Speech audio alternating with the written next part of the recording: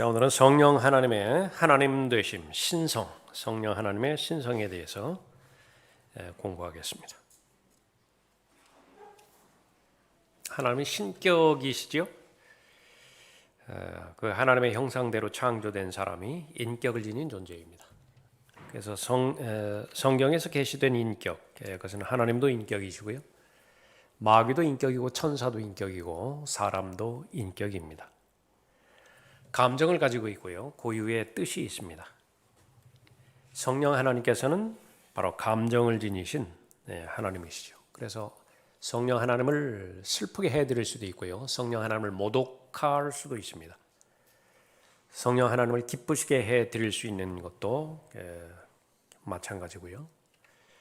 성령님께 거짓말할 수도 있습니다. 그래서 제일 좋은 방법은 그 성령 하나님을 대할 때에 사람처럼 대한다라고 하면은요, 제일 실제적이고 구체적으로 대하는 것입니다.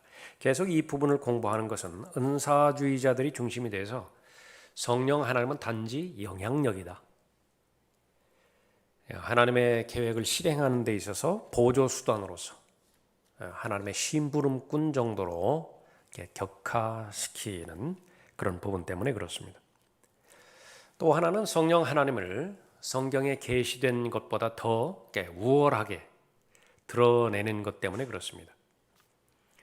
성령께서 오신 목적은 바로 예수 그리스도를 드러내고 예수 그리스도를 나타내기 위해서 오신 것인데, 하시지 않는 것 하나는 결코 성령 하나님께서 스스로를 말씀하지 않으세요. 자신을 드러내지 않습니다. 그 사실을 알지 못하고 그 진리에 무지하기 때문에 성령 하나님을 올바로 알지 못하고요. 성령 하나님을 올바로 알지 못하면 동행하고 순종하는 데 어려움 당하겠죠. 성령의 열매라고 하는 것은 성령께 순종할 때만이 맺게 되어지는 결과예요. 성령 하나님의 열매 없이 예수 그리스도를 섬기려고 하는 그것이 바로 관념에서 나오는 종교입니다. 이 부분은 아무리 구원받은 하나님의 자녀라 하더라도 들림받아 올라갈 그때까지 끊임없이 자기와 싸워야 되는 영역이에요. 마귀가 주는 것은요, 계속 관념 속에만 넣어두게 만드는 것입니다. 믿음이 없이는 하나님을 기쁘시게 해드릴 수 있는 방법이 없는 것인데, 믿음의 제일 첫 번째 요건은요, 하나님이 존재하시는 것을 믿을 수 있어야 돼요. 그러면 무엇으로 존재하는 것이냐? 관계 가운데서 개인적으로 대하시는 것을 믿을 수 있어야 되거든요. 그런데 마귀가 공격하는 것은 무엇이냐 그러면은 마귀처럼 믿으라는 거예요. 마귀는 어떻게 믿죠? 하나님 한 분 계시는 것을 믿어요. 심지어 두려워 떨기까지 한다. 그러나 자기와 개인적인 관계가 형성되었다라고 하는 그 부분들에 대해서는 전혀 관계가 없죠. 거듭난 하나님의 자녀들에게도 그렇게 만들어버리는 것입니다. 그러면 무엇이냐? 본인도 잘 몰라요. 내가 하나님을 진정으로 믿는 것인지. 다시 말하면 성경에서 계시된 대로 하나님의 존재하심을 믿는 것인지. 그러나 그러한 믿음을 통해서만이 하나님을 기쁘시게 해드릴 수 있거든요. 계속 생각 속에만 가고돼요. 그래서 계속 강조하는 것은 예수 그리스도를 아는 지식, 거기서부터 하나님의 말씀에 대한 지식이 출발하지만은요, 그것을 반드시 극복하고 또 넘어서야 되는 것은 예수 그리스도를 아는 지식이어야 돼요. 개인적으로 알아야 된다. 그 사실에 대해서 연결해 주시는 분이 바로 성령 하나님이십니다. 예수 그리스도를 잘 드러낼 뿐만 아니라 예수 그리스도를 개인의 구조로 영접하게 하는 그 부분부터 시작해서 그리스도의 충만하심에 장성한 분량에까지 이르게 하는 것이 바로 성령 하나님이십니다. 느껴야 되고요, 경험해야 되고 체험해야 됩니다. 반드시 그렇게 해야 돼요. 그 과정은 순종을 통해서만 가능합니다. 깨닫게 해주신 하나님의 말씀, 성령 하나님께서 잘 깨닫게 해주시겠죠. 우리는 인격적인 존재이기 때문에 원하는 것이에요. 내가 할 수 있는 것은 성령께서 안 도와주세요. 이걸 반드시 알아야 됩니다. 내가 할 수 있는데 그걸 막 그럼에도 불구하고 그것을 성령께서 내 범위를 침범해서 도와주신다. 그러면 인격이 아니에요. 그건 그냥 본능으로만 살아가게 만드는 것이죠. 성령 하나님은 삼위일체로 나타나시는 신격의 세 번째 분이시다. 성령님 안에는 하나님만이 하실 수 있는 하나님의 성품이 있다 그랬죠. 그래서 우선 살펴볼 것은 하나님의 성품, 하나님 되심에 대한 성품입니다. 제일 먼저 성령님은 영원하시다라고 하는 사실을 계시해 주십니다. 히브리서 9장 14절에서 성령을 언급할 때에요, 영원하신 성령을 통하여 그렇게 언급하고 있습니다. 하물며 영원하신 성령을 통하여 흠없는 자신을 하나님께 드린 그리스도의 피가 어찌 죽은 행실에서 너희 양심을 정결케 하여 살아계신 하나님을 섬기게 하지 못하겠느냐. 예수 그리스도 안에 영원한 생명이 있죠. 예수 그리스도를 영접하는 사람은 영원한 생명을 소유하게 되어지는 것입니다. 그러나 그것은 성령님을 받아들임으로써만 가능해요. 성령께 순종할 때만이 가능한 것입니다. 마태복음 10장 20절에서는 바로 성령 하나님을 아버지의 영이라 말씀하셨죠. 아버지는 영원하신 분이세요. 그러니까 그분의 영, 영원하신 성령입니다. 마태복음 10장 28절에서도 그러나 내가 하나님의 영을 힘입어 마귀들을 쫓아내면 그렇게 언급하고 있죠. 하나님의 영, 아버지의 영, 영원하신 성령, 모두가 다 성령 하나님은 하나님의 영원하신 하나님의 성품을 지니시는 것을 말합니다. 그 다음에 이제 무소부재하시죠. 어디에 다 있습니다. 그러니까 마귀는 무소부재하지 않습니다. 그래서 정보를 얻어야 돼요. 마귀는. 그러나 성령 하나님께서는 어디든지 계시는 것입니다.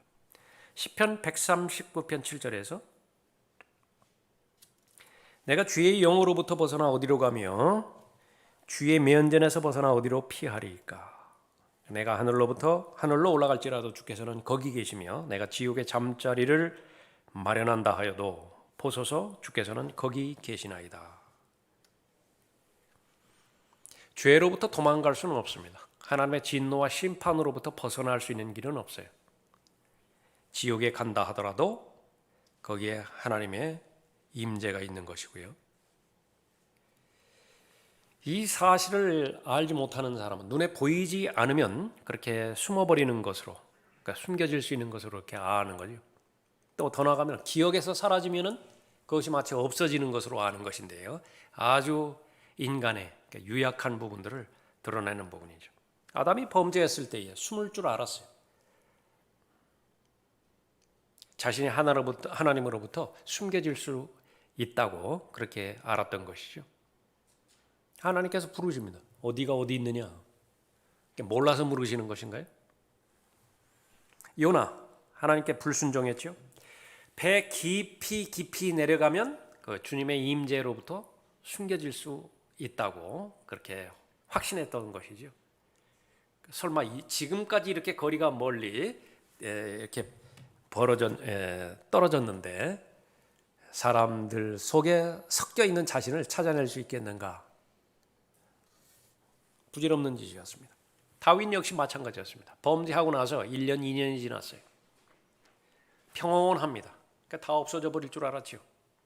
느닷없이 하나님의 선지자 나단이 출현한 것입니다. 죄는 반드시 그 사람을 찾아내요. 시간이 많이 지나면은, 시간이 오래 지나면은 자연적으로 없어질 것이라고 하는 것이 사람들이 말하는 법체제입니다. 그러나 무소부지하신 성령 하나님께 범죄한 죄라고 한다면 그것은 결코 없어지지 않는 것입니다. 예레미야 23장 2절에서 주가 말하노라 누가 은밀한 곳에 자신을 숨겨 나로 그를 보지 못하게 할 수 있느냐. 주가 말하노라 내가 하늘과 땅을 충만케 하지 아니하냐. 에베소서 1장부터 3장에 의하면은요, 이제 교회라고 하는 그리스도의 몸된 교회라고 하는 것은 온 우주를 가득 채워지는 충만이에요. 바로 예수 그리스도께서 그 몸된 교회의 머리시기 때문에 그런 것입니다. 성령 하나님께서는 전능하십니다. 마태복음 1장 18절에서 남자의 씨 없이 처녀에게 잉태하게 하실 수 있도록 그렇게 역사하셨죠. 이제 예수 그리스도의 탄생은 이러하니라. 그의 모친 마리아가 요셉과 정혼하였으나 동침하기 이전에 성령으로 잉태된 것이 그녀에게 나타났더라. 성령으로 잉태되었다라고 그렇게 말합니다. 창세기 1장 2절과 욥기 26장 13절에서는 창조에 참여를 하십니다. 하나님의 영은 물들의 표면에서 거니시더라. 창세기 1장 1절에서 창조하셨을 때, 또 창세기 1장 3절 이후에서 재창조하실 때에도 성령 하나님께서 창조에 참여를 하시는 것입니다. 그는 그의 영으로 하늘들을 단장하셨고, 성령 하나님을 말씀하시는 거죠. 전능하시고 그 다음에 전지하시죠. 모든 것을 다 알고 계십니다. 여기서 말하는 모든 것은 하나님에 관련된 모든 부분들입니다. 고린도전서 2장 10절에서 그러나 하나님께서 이것들을 우리에게 그의 영으로 나타내셨으니, 그러니까 하나님의 영을 통하지 않고서는 나타나지 않으세요. 그러니까 그 사실을 믿을 수 있어야 되죠.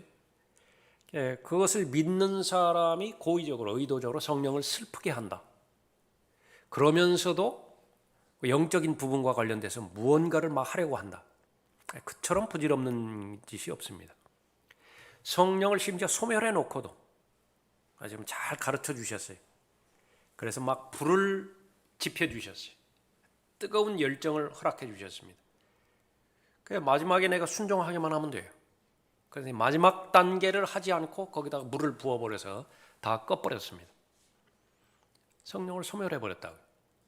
그러면서도 계속 성경을 뒤적인다고 한다면, 그러면서도 계속 무슨 성경 공부를 찾아다닌다고 한다면, 그처럼 부질없는 짓이 어디 있어요? 성령 하나님을 전혀 모르는 사람이죠. 그의 영으로 나타나셨으니 이는 성령께서 모든 것, 심지어 하나님의 깊은 것들까지도 통찰하시기 때문이라. 사람의 일을 그 사람 안에 있는 사람의 영이 아니면 누가 알리요? 사람의 몸이 있습니다. 몸은 세상을 알 수 있는 기능이에요. 사람의 혼이 있죠. 사람의 영이 있습니다. 이 사람의 영이 어떤 영의 통제를 받느냐가 가장 중요하죠. 그래서 영은 두 가지 영이 있는데, 하나는 거룩한 영이 있고요, 하나는 더러운 영이 있습니다. 그래서 거룩한 영도 초자연적인 기적과 이적과 표적을 행할 수 있고요, 더러운 영 역시 마찬가지예요. 그러니까 초점이 내가 거룩하니 너희도 거룩하라라고 하는 그 하나님의 말씀에 초점을 갖춰줬다고 한다면 반드시 성령 하나님의 통제에 순종할 것이에요. 그러나 목표가 그것이 아니에요. 그냥 목표가 땅에 있어요. 자신이 생각하고 있는 그 부분들을 이루고자 하는 것이 최종적인 목표라고 한다면 은사주의자들처럼 성령이고 악령이고 가릴 것 없어요. 그냥 이루어내기만 하면 되니까요. 돈만 잘 벌게 하면 되는 것이고, 장수하게 하면 되는 것이고, 기적이 일어났으면 좋은 것이에요. 어떤 영의 인도를 받는 것이냐, 어떤 영의 통제를 받는 것이냐, 그 순서부터 중요한 것이죠. 그러면 이 혼은 영의 통제를 받게 되어 있습니다. 사람의 혼은 사람의 영의 통제를 받게 되는 것이죠. 자연스럽게 몸은 지체로서 들여지게 되어지는 것입니다. 의의 도구로 사용되어질 수 있고 죄의 도구로 사용되어질 수 있는 것이죠. 그러니까 제일 중요한 사람에게 시작이 되어지는 영의 상태, 그것은 바로 성령 하나님께 달려있는 것입니다. 사람의 일을 사람 안에 있는 사람의 영이 아니면 누가 알리요? 이와 같이 하나님의 일도 하나님의 영이 아니면 아무도 모르느니라. 이스라엘의 선생이면서도 알지 못하는 것이 니코데모에게 있었죠. 거듭나는 것이 무엇이에요? 성령께서 가르쳐 주시지 않으면, 성령께서 역사하지 않으시면 거듭남에 대해서는 모르는 것입니다. 그냥 그것이 요한복음 3장에 있는 정도로만 아는 거예요. 본인에게 일어나지도 않고 본인이 체험하지도 않고 거듭남에 대한 확신도 없어요. 그러니까 그것은 바로 성령 하나님을 모르기 때문에 그런 것이죠. 우리가 세상의 영을 받지 아니하고, 그러나 받는 사람이 있는 것을 전제로 하는 거죠. 세상의 영을 받는 사람이 있다고요. 에베소서 2장에 의하면 바로 이 세상의 신인 마귀에 의해서 조종당하고 마귀에 의해서 계속해서 마귀가 몰아가는 대로 이 세상의 풍조대로 살아가는 사람이 있습니다. 그러니까 죄에 종속되어 있는 사람들을 말하는 거죠. 그러나 거듭난 그리스도는 세상의 영을 더 이상 받지 않아요. 조건은 무엇이죠? 로마서 8장 1절에 있는 것처럼 육신을 따라 살지 않을 때 그래요. 그러나 거듭났음에도 불구하고 계속 육신적인 생각에 의해서 육신을 따라서 살면 어떻게 되는 것이냐? 그것은 바로 이 하나님의 영의 인도함을 받지 않는 것을 말하는 것입니다. 세상의 영을 받지 아니하고 오직 하나님께로부터 온 영을 받았으니 이는 우리로 하나님께서 우리에게 값없이 주신 것들을 알게 하려 하심이라. 무엇을 알 수 있는 것이냐? 새 예루살렘을 안다고요. 영원한 생명을 아는 것이고 상과 유업과 보상을 아는 것이고 천년 왕국을 아는 것이에요. 새 하늘들과 새 땅을 아는 것입니다. 그런데 아무런 마음의 반응이 없어요. 그저 그렇다고요. 아니에요. 그건 절대로 아니에요. 처음에도 우리가 살펴봤지만 성령 하나님, 그러면 철저하게 우리의 마음의 정서를 겨냥합니다. 경험이에요. 체험이에요. 그래서 거기에는 반드시 기쁨이 있어야 되고요. 화평이 있어야 돼요. 즐거움이 있어야 돼요. 누리는 것이 있어야 된다. 그러니까 혼적인 즐거움이 있고 영의 즐거움이 있는데 그것을 어떻게 알 수 있는 것이냐? 본인만 알아요. 그것이 무엇인지, 어떻게 다른 것인지. 세상도 얼마든지 나에게 기쁨을 줄 수 있거든요. 그러나 세상의 기쁨과는 무관하게 초월한다라고 하는 표현입니다. 이해, 언더스탠딩을 초월하는 하나님의 평강이 분명히 있어요. 기도하는 사람에게는 그것이 보장이 되는 것입니다. 성경적인 기도로 은혜의 보좌 앞으로 나아가서 성령 하나님의 인도함을 받는다라고 한다면 그 평강은 반드시 그 사람에게 보장되어 있다. 그것으로 살아가는 사람이 그리스도인이에요. 그 다른 사람은 몰라요. 그러니까 본인만 안다. 그러니까 본인이 아니까 절대로 다른 것과 바꾸지 않아요. 비교할 만한 대상이 없거든요. 그러니까 그것을 알아가는 것이 골방의 기도예요. 하나님의 말씀을 인격적으로 개인적으로 대화하는 것입니다. 계속 강조하는 이유가 거기에 있어요. 지금까지 잘 해왔다. 너무 좋아요. 마지막 하나만 하면 돼요. 무엇만 하면 돼요? 골방에서의 기도만 하면 된다고요. 골방에서의 기도를 통해서만 가능한 것이 자기를 부인하는 것이고요. 자기 십자가를 지고 예수 그리스도를 따라가는 과정이 거기서 해결되는 것인데 마지막 단계를 안 해요. 그냥 사람들이 말하는 보편적인 믿음. 거기에만 머무른다고요. 그러니까 개인적인 경험이 없어요. 개인적인 체험이 없다고요. 확신도 없다고요. 그러니까 어느 정도 환경과 여건이 따라줄 때는 별 문제가 없지만요. 이제 어려운 역경과 고난이 왔을 때는 그냥 포기해버리는 거예요. 주저앉아 버린다. 그러다 또 하나님의 은혜와 자비 가운데서 또 일으켜 세워주시죠. 계속 반복이 될 것이라고요. 그거 좀 벗어나야 되는데 한 단계 도약해야 되는데 그 사실들을 가능하게 하는 것이 성령 하나님이십니다. 여러분들이 이제 하나님의 말씀을 통해서 우리에게 값없이 주신 것들을 알 수 있죠. 지금 이 순간에도 마찬가지입니다. 그리스도는 어떤 상황과 여건에서든지 내가 구원받은 사실보다 더 기뻐하는 것이 있으면 안 돼요. 그건 반드시 죄와 연관이 되어 있어요. 그러니까 구원의 감격은 항상 새로워야 됩니다. 언제 그렇죠? 성령 하나님을 사람으로 생각할 때. 사람으로 생각함. 그 사랑하는 사람이 한 집에 있는데 지금까지 수십 년 봤다고 해가지고 오늘 보는 것이 지겨워버리면 어떻게 돼요? 그 이상이 생긴 거잖아요. 그 사람과의 관계도 그렇다.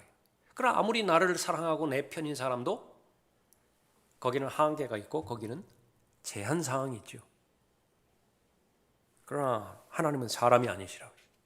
그러니까 그분께서 나와 인격적으로 함께 하시고 인격적으로 나를 인도해 주시는데 그분이 하나님이신데 그분의 존재하시는 것을 믿는다라고 하는데 내 마음에 아무런 감격도 없고 반응도 없다. 다시 한번 골방을 확인하는 것입니다. 기도가 살리는 거예요. 기도가. 그러니까 무엇을 가지고 기도하는 것이냐? 하나님께서 우리에게 값없이 주신 것들을 알게 해주셨잖아요. 그러니까 그 부분에서 감사하는 거예요. 그 부분을 왜 누리지 못하고 그 부분에 대해서 왜 감격하게 하지 못하는 것인가? 하나밖에 없어요. 죄가 연루되어 있다고요.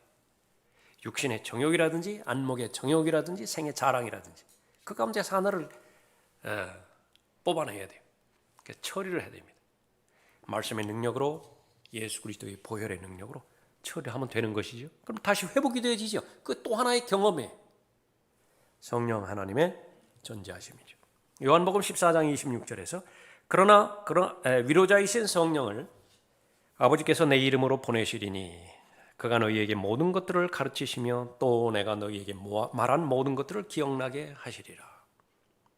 사람이 어려움 가운데 처해져 있습니다. 제일 많이 당황해하고 또 두려워하는 것은 무지 때문에 그래요. 도대체 앞으로 어떻게 진행될 것이냐? 이 일들은 왜 나한테 일어난 것이냐? 앞으로 나는 어떻게 반응을 해야 될 것이냐? 도무지 알 길이 없거든요. 그러니까 두려운 거예요. 어쩔 줄 몰라 한다. 그럴 때에 전문가가 나타나서 아주 유능한 카운슬러가 나타나서 내 그 상황을 다 정리해주고 평가해주고 앞으로의 계획까지도 다 미리 알려준다. 그 얼마나 위로가 되겠어요? 더 나아가서 그 사람이 나와 관계가 있는 나를 사랑하는 사람이다. 얼마나 더 큰 위로가 있겠어요? 사람에게는 그러나 여기에도 한계가 있습니다. 동정해 줄 수는 있어요. 어떤 부분에 대해서는. 그러나 그 상처난 부분을 회복시키는 데는 불가능해요. 그 성령 하나님께서는 그 부분까지도 감당하시는 하나님이시죠. 그게 우리에게 있는 위로자이십니다. 나에 관련된 모든 부분들을 다 이해하시고 동정하시고 그 다음에 피할 길이 있다고 한다면 피할 길을 알려주실 것이라고. 또 우리에게 능력이 필요하다고 한다면 그 능력을 허락해 주시겠죠. 그 기본이 되어야 되는 것은 가르치는 것입니다. 우리가 무지 상태에 있으니까 두려운 것인데요. 이것은 앞으로 5m 남았다고요. 5m. 그 5m가 남았는지 500m가 남았는지 5km가 남았는지 나는 알 길이 없어요. 근데 알려주신 거예요. 5m 남았다고. 5m 나가면 어떻게 돼요? 휘황찬란한 햇빛이 기다리고 있대요. 그러니까 한치 앞을 내다볼 수 없는 그 가운데서 바로 하나님의 말씀을 통해서 참 빛이신 예수 그리스도께서 성령 하나님의 인격으로 내주하고 계시죠. 우리 안에. 말씀을 통해서 가이드해 주시는 것입니다. 안내해 주시는 것이죠. 성령은 예수 그리스도 이름으로 오신다 그랬습니다.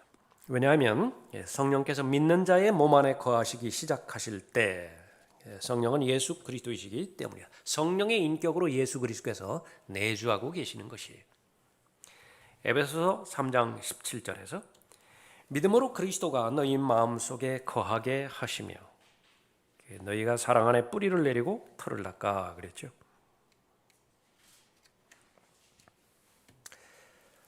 예수 그리스도는 지상에서 33년 동안 사역하시다가 이제 부활하셨고 승천하셨습니다. 예수 그리스도께서 함께 거하시는 데 있어서는 변함이 없어요. 그때는 몸으로 거하셨다고요. 어디 가면 만나뵐 수 있죠. 팔레스타인 가면 만나볼 수 있다. 그러나 저녁에는 곤란하다고요. 왜? 주무시잖아요. 또 많은 군중들로 에워싸여 있을 때는 또 곤란하잖아요. 그러니까 그 틈새를 비집고 들어가야 되기 때문에 몸으로 거하시는 거예요. 그래서 승천하신 이후에는 이제 영으로 거하십니다. 그것이 훨씬 유익이에요.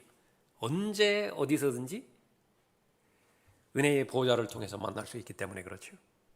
언제 어디서든지 믿는 자 안에 거하시기 때문에 그런 것입니다. 그러면 그것을 가능하게 하는 것이 바로 성령 하나님이시다. 그래서 성령 하나님의 이름이 아버지의 영으로 불리기도 하지만 그리스도의 영으로 불리기도 한다. 예수 그리스도께서 성령 하나님의 인격을 통해서 내 안에 내주하고 계시는 것입니다. 그러니까 예수 그리스도의 이름이라. 그래서 이때 예수 그리스도는 영의 형태로 계시는 것이지 지금 셋째 하늘에 계시는 예수님으로 묘사되는 분으로서의 예수 그리스도가 아니다 그랬습니다. 요한복음 16장 13절에 보면 성령께서는 가르치시고 모든 진리로 인도하실 것이라 말씀하셨습니다. 그러나 진리의 영이신 그분이 오시면 너희를 모든 진리로 인도하시리라. 오신 목적대로 사는 것이 성경대로 믿는 그리스도인의 믿음과 실행이에요. 예수 그리스도는 어떤 목적으로 오셨죠? 죽기 위해서 오셨어요. 그것이 여러분의 목표가 되십니까? 목표가 돼야 돼요. 구원은 죽음으로 완성됩니다. 예수 그리스도는 구속사역은 죽음으로써 완성되셨어요. 죽기까지 순종하시는 것은 예수님께서 하실 일이죠. 그 다음에 성령 하나님께서 일으키셨다. 성경의 예언대로 셋째 날에 부활하셨다. 그 뒤를 따라가는 것이 여러분들이래요. 그러니까 여러분의 목표는 뭐예요? 죽는 거예요. 살려고 하지 마세요. 죽어야 된다. 죽어야 돼. 그 영역은 어디죠? 바로 육신의 영역이에요. 재차 3차 계속해서 강조하신다. 로마서 6장에서 예수 그리스도에서 갈보리 십자가에 달려 돌아가셨는데 처음에는 그분만 십자가에 달린 줄 알았잖아요. 그때 성령 하나님께서 말씀을 통해서 계시해 주신 것은 우리에게 값없이 주신 것을 계시해 주셨잖아요. 우리의 육신도 예수 그리스도와 함께 십자가에 처형되었다라고 하는 것입니다. 안타까운가요? 그 소리를 들었을 때 그것보다 더 복된 소식이 없어요. 정말로 지옥 같은 삶을 살고 마귀 같은 삶을 살고 죄에서 빠져나가지 못하게 하는 것은 이 지긋지긋한 육신 때문에 그러는 거예요. 내가 처리를 해보려고 한두 번 애써봤어요. 1, 2년 내가 애써봤느냐고요. 40이면 40년 평생, 60이면 60년 평생 지긋지긋하게 나를 저주하고 나를 폭행하고 나의 모든 복과 행복을 다 앗아버린 것이 육신이 아니에요. 그러니까 육신은 저주받아야 되는 마땅한 대상이라고요. 그런데 내 능력과는 상관없이 예수 그리스도께서 갈보리 십자가에 달려 돌아가셨을 때 그 지긋지긋한 절대로 결혼해서는 안 되는 남자였었다고요. 속아서 결혼한 거예요. 사기 결혼 당한 거예요. 철저하게 이기적인 마음으로 똘똘 뭉쳐져 있는 그 육신인 옛 남편을 죽어야만 해결될 수 있는 것인데 남편과 아내와의 관계가 죽지도 않아요. 내가 할 수 있는 일은 아무것도 없다. 그러나 예수 그리스도께서 그 남편의 죽음을 대신 죽으셨죠. 그래서 똑같이 여겨져 버린 거예요. 비로소 나는 해방됐다.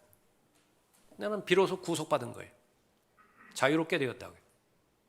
죽음으로서만 완성되어지는 구원이라고요. 그런데 그것이 이미 우리에게 이루어졌거든요. 똑같이 그것에 대해서 동의하고 그걸 여기라고 말씀하시는 것인데 이것이 안 된다. 왜요? 아무리 지긋지긋한다 하더라도 여전히 사랑해요. 여전히 사랑한다. 그 육신을. 육신을 사랑한다라고 하는 것은 무슨 말입니까? 죄를 사랑한다고 말해요. 죄를 놓지를 않는 거예요. 순간의 달콤함 때문에 영혼을 그냥 다 불살라 버리는 것이죠. 그것을 올바로 바로잡아주고 가능하게 하는 것이 성령 하나님이십니다. 성령 하나님께 순종할 때 나는 이 죽음을 통과할 수 있는 것이며 언제든지 자기를 부인할 수 있고 내가 감당해야 되는 십자가를 지고 갈 수 있는 것이죠. 그러나 진리의 영이신 그분이 오시면 너희를 모든 진리로 인도하시리라. 그것이 진리 첫 번째예요. 예수 그리스도께서 오신 목적대로 내가 살겠다. 성령께서 오신 목적은 무엇입니까? 진리로 인도하기 위해서 오셨다. 이 세상에서 삶은요, 일반적인 삶은 배운 만큼 삶의 질이 달라져요. 그래서 사람들은 죽기 살기로 배우려고 하는 거예요. 안 그렇습니까? 될 수 있으면 조금이라도 1년이라도 더 효력을 발생하는 전문 면허증을 받으려고 발버둥 치는 것이라고요. 그 면허증, 자격증 못 받으면 어떻게 돼요? 고생한다고요. 그 손발에 고생한다고. 그 부분에 대해서 동의하지 못하는 사람은 없어요. 그러나 그것은 어차피 아무리 길어도 7, 80년 보장받게 해준다. 아무리 길어봐야. 그러니까 죽음의 순간 다 들어가 버리잖아요. 자격증, 면허증 다 들어가잖아요. 그런데 그것보다 훨씬 더 귀한 소망을 주신 것이 부활과 영생의 소망이거든요. 이거 끝이 없어요. 이 자격증을 한번 따놓으면, 이 기술을 한번 습득해 놓으면 그건 영원 무궁토록 유효하다 그 말이에요. 근데 사람들 안 믿어요. 4년 이 학부를 위해서 사람들 얼마만큼 시간을 쏟는지 아세요? 거기 들어가는 비용이 얼마만큼 들어가는지 아세요? 아까워하지 않아요. 전혀 아까워하지 않는다고요. 그 4년이 뭐예요? 그 다음에 더 계속해서 공부하려고 한다. 그 성령께서 오신 목적은 무엇이에요? 공부를 가르쳐주기 위해서 오셨다. 그럼 자리에 앉아있기만 하면 돼요. 시간을 하나님 앞에 드리기만 하면 되죠. 마음을 집중해서 하나님 말씀에 몰입하기만 되면 돼요. 이론과 실제가 있습니다. 안다라고 하는 것은 어디에서 안다라고 볼 수 있는 것이에요? 그 실제가 다 끝나야 되잖아요. 이론을 잘 배웠다고 한다면 실제로 적용해서 실험의 모든 과정을 통과해서 내가 되잖아요. 그것이 다른 것이 아니라 믿음과 실행이에요. 그 모든 과정들을 가르쳐 주시기 위해서 오신 분이 바로 성령 하나님이시다. 그러니까 여러분은 성령 하나님을 어느 수준까지 믿는 것인가? 다른 것은 모른다 하더라도 오늘 요한복음 16장 13절에 보면 진리의 영이신 분이 오신 목적은 하나님의 자녀들 그리스도인들을 모든 진리로 인도하기 위해서 오셨다. 나는 성령 하나님께서 오신 목적대로 그분과 동행하고 있는 것인가? 여러분이 확답을 얻으셨다고 한다면 여러분은 진짜예요. 여러분 잘 믿는 것이라.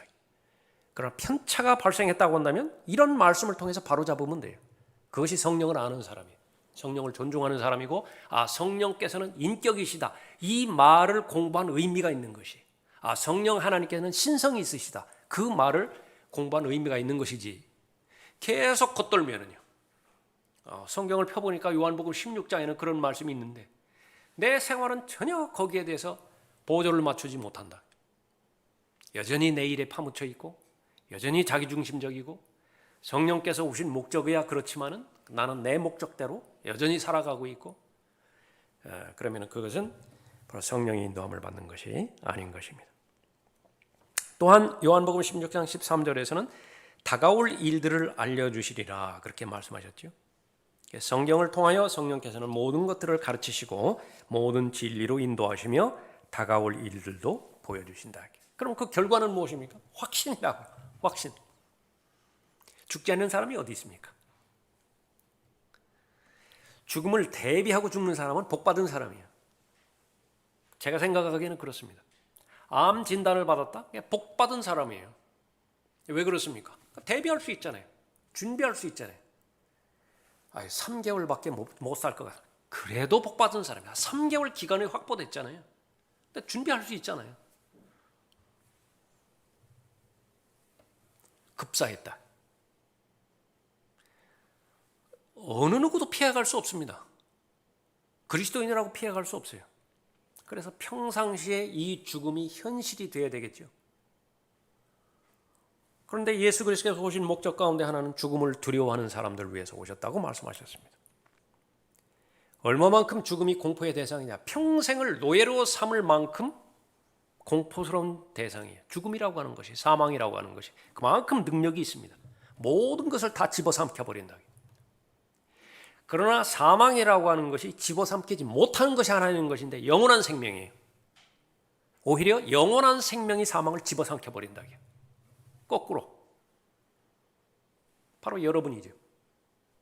구원받기 이전에 진리의 영의 인도함을 받기 전에는 죽음은 여전히 공포의 대상이었습니다. 그러나 죽음은 무엇이에요? 그러니까 영원으로 가는 반드시 통과해야 되는 관문이라고요. 그 관문을 통과해서 영혼으로 들어가는 것이잖아요. 그러면 죽음이 무엇이에요? 바울의 고백이라. 죽음마저도 유익한 거예요. 다른 모든 이기적인, 다른 하나님의 계획이라든지 그 부분은 없었다고 하면 바울의 소원은 하나밖에 없다. 빨리 죽음의 관문을 통과해서 그 전에 경험했던 셋째 하늘로 올라가는 것이에요. 아무리 인권 하지만은요, 감옥에서 나오는 것보다 더 좋은 거 없어요. 죄수들의 인권이 아무리 보장된다 하더라도, 아무리 그 월급이 많이 오른다 하더라도 사람의 기본적인 자유가 박탈당한 군대에서요, 제대하는 것보다 더 좋은 일이 없다고요. 그런 모든 부분들에서는 다 동의하는데, 이 육신의 감옥에 갇혀서 지금 계속 살아가는 데서 이 육신의 감옥으로부터 탈출시켜 주시겠다라고 하는 데 있어서도 계속 죽음을 두려워한다. 이게 그리스도인은 아니죠. 그리스도인이라고 한다면 죽음은 가르쳐 주시는 대로 올바로 해석이 된 상태에서 생활하기 때문에 자신감이 있다고요. 전혀 걱정이 없어요. 하나님의 약속이 불변하다라고 한다면 죽은 다음 나는 어디로 갈 것이냐, 그거보다 더 두려운 일이 어디 있어요. 그래서 사람들은 고의적으로 그것을 피해버리는 것입니다. 생각하지 않으려고 하는 것이, 현실에만 집착하려고 하는 것이 너무 감당할 수 없는 큰 인생의 주제이기 때문에 그렇죠. 그러나 여러분은 어때요? 다 해결됐잖아요. 죽은 다음 어디로 가는 것이? 어떤 영혼에서 여러분의 영혼을 보내는 것입니까? 그 영혼의 상태는 또 어떤 것이에요? 다 알고 있죠. 뭐 두려울 것이 없어요. 걱정스러울 것이 없다고요. 그것이 성령 하나님의 가르치심에 순종하는 사람의 복이죠. 성령 하나님께서 그렇게 인도하고 계시는 것입니다. 고린도후서 2장 17절에서 우리는 하나님의 말씀을 변개시킴으로써 이익을 취하는 여러 사람들과 같지 않고 오직 성실함으로써 또 하나님께로부터 난 자로서 하나님 앞에서와 그리스도 안에서 말하노라. 이 부분을 그냥 놔둘 리가 없지요. 마귀가 존재한다고 한다면 가장 현실적인 부분은 무엇이냐? 성령 하나님은 말씀을 통해서만 계시가 되어지는데 이 말씀이 잘못되어져 버리면 성령 하나님께서는 진리의 영이시기 때문에 본질이 진리예요. 그런데 비진리를 통해서는 역사하실 수가 없어요. 성령 하나님께서는 거룩하신 영이신데, 깨끗한 영이시라. 거짓을 해결하지 않고서는, 거짓과 타협하고서는, 거짓과 병행하고서는 역사할 방법이 없어요.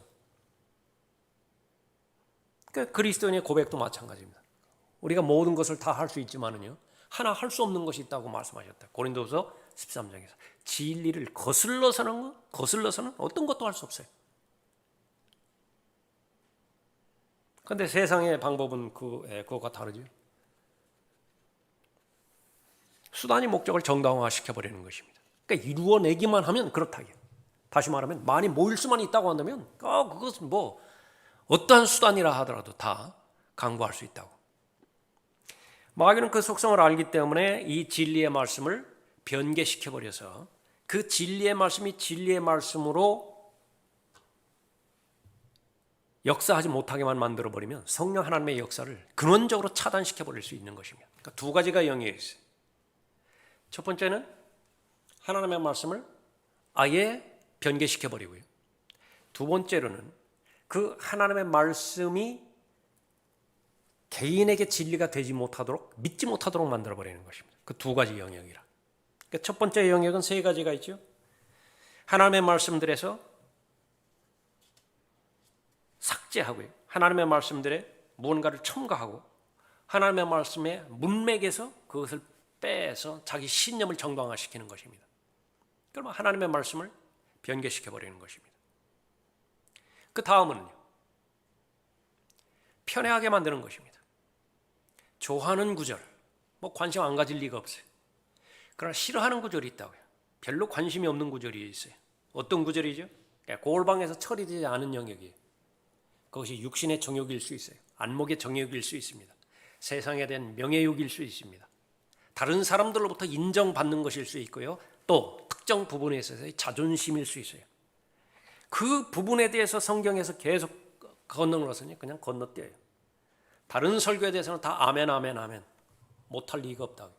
그러나 그 부분을 빨리 지나가길 바라는 거예요. 한 귀로 듣고 한 귀로 흘려버려요. 그러면 성령께서는 역사할 수가 없습니다. 자신들이 좋아하지 않는 구절들에 대해서 기록된 그대로를 이해하지 못하므로 자신들의 사사로운 견해에 맞추고자 말씀을 변개시킨다. 동의하지 않는 구절들에 대해서는 실행하지 않는다. 예? 변함이 없는 거죠. 그러나 결론은 무엇입니까? 진리로 인도함을 받기 위해서는요, 하나님께서 해 주셔야 되는 영역이 있습니다. 계시의 영역이. 반드시 전파하는 자의 목소리를 통해서 그 사실을 듣게 하세요. 거기까지 하나님의 영역이에요. 그건 하나님께서 해 주셔야 될 일이를. 그럼 내가 해야 되는 영역이 있습니다. 그러니까 그것은 무엇이냐? 순종해야 돼요. 마음으로부터 순종해야 됩니다. 그러면 이제 인격으로 계시된 하나님의 역사가 일어나는 것입니다. 인격 무엇이죠? 일방적으로 처음부터 끝까지 다 하지 않는다 그 말이에요. 연어 때가 되면 막 물결을 거슬러 가지고 알을 낳기 위해서 올라간다. 그 인격 아니에요. 하나님께서 처음부터 끝까지 다 해놓으신 거예요. 그냥 그대로 하라. 거슬러 올라가라. 그렇기 때문에 거슬러 올라가는 것이에요. 예. 겨울 동안에는 잠을 자라. 그러니까 자신의 개인적인 뜻하고는 상관없어요. 그냥 본성에 따라서 하는 것이에요. 그렇기 때문에 그 동물들에 있어서는 어떠한 죄도 묻지를 않으세요. 그러니까 사람만큼은 인격으로 만드셨죠. 순종을 요구합니다. 병행해서 사람만이 하나님을 사랑할 수 있어요. 개가 아무리 총명하다 하더라도 하나님을 사랑하지는 않아요. 사람은 하나님을 사랑합니다. 하나님을 증오할 수도 있지만, 그래서 우리가 해야 되는 일은 순종입니다. 진리로 인도받기 위해서는 예수 그리스도, 아버지 하나님, 성령 하나님께 순종해야 된다 그랬죠. 예수님에 대해서는 무엇이라고 말씀하셨죠? 요한복음 14장 6절에서 나는 길이요 진리요 생명이라. 길이요 진리요 생명이라. 요한복음 17장 17절에서는 아버지의 말씀은 진리니이다. 계속 진리지요. 요한복음 16장 13절에서 진리의 영이신 그분이 오시면 너희를 모든 진리로 인도하시리라. 그러니까 예수님도 진리고 아버지도 진리이고 성령 하나님도 진리예요. 하나만 하면 되는 거죠. 순종하기만 하면 되는 것이라 말씀하고 있는 것입니다. 자, 오늘은 여기까지 하겠습니다.